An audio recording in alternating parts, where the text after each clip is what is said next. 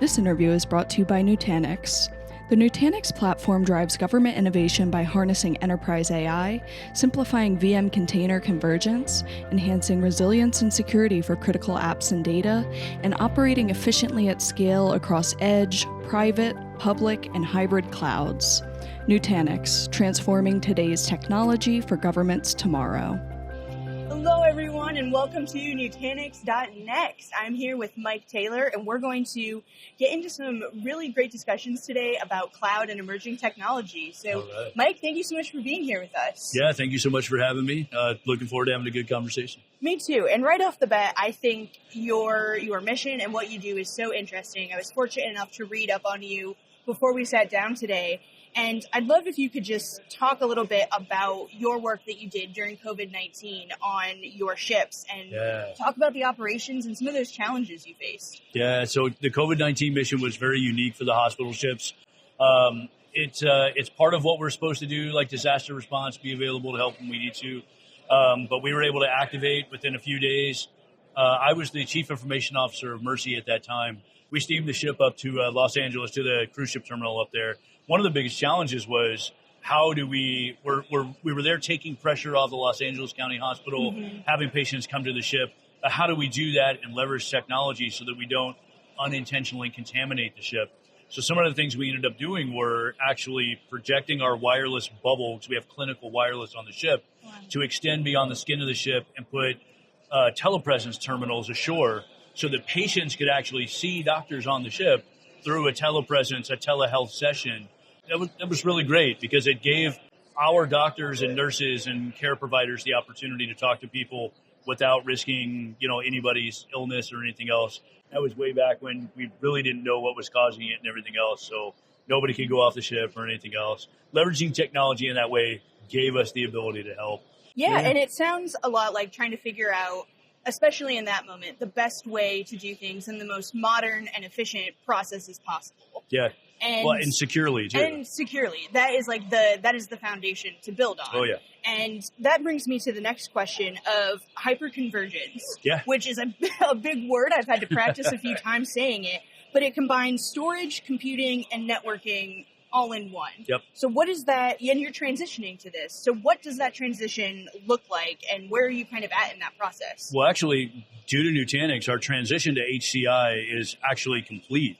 It's essentially taking all of your disparate systems, like we had blade servers, and we have big, massive storage arrays with just rows and rows of hard drives, and you condense those down into a single system through software that can elegantly manage all these different things. So you have this two racks full of equipment that are now just like 8U, like 4 nodes worth of equipment that's doing the same thing and actually better.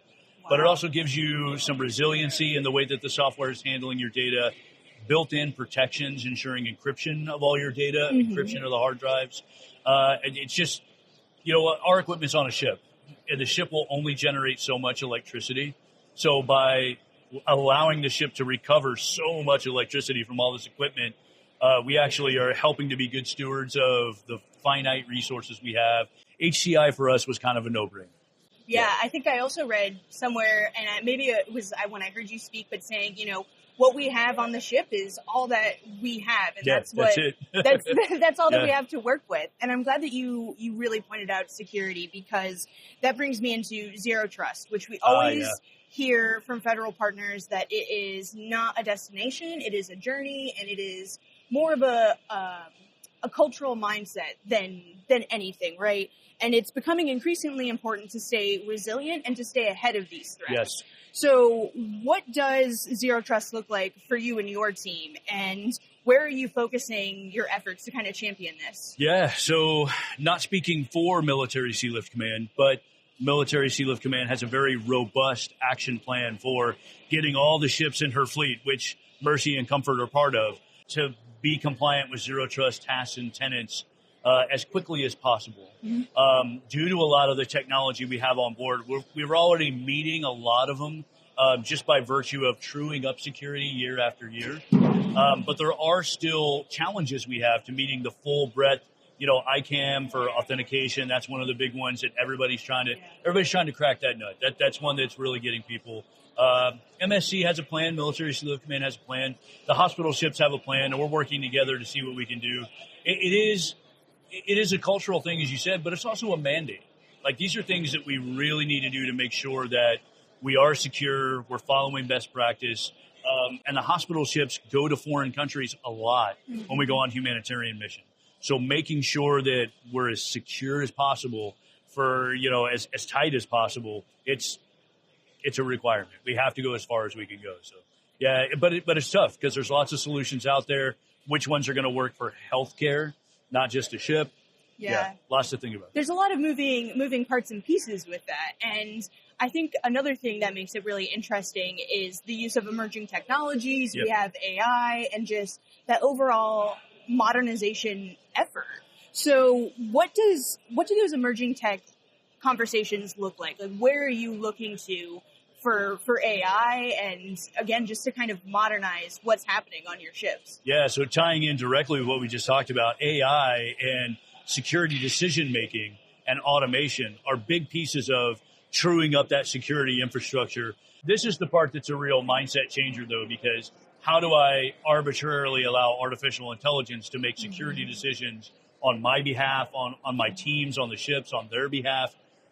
It's something that we all kind of have to watch closely, learn, implement when the time is right, test a lot to make sure it's good. Healthcare is a different story. That scares me a little bit with healthcare. I don't want AI making decisions to shut off a network port that goes to an IV infusion pump. That would be bad. So we'll see how things progress, but we're watching it carefully. We're excited to implement some facets of AI, especially in the security arena.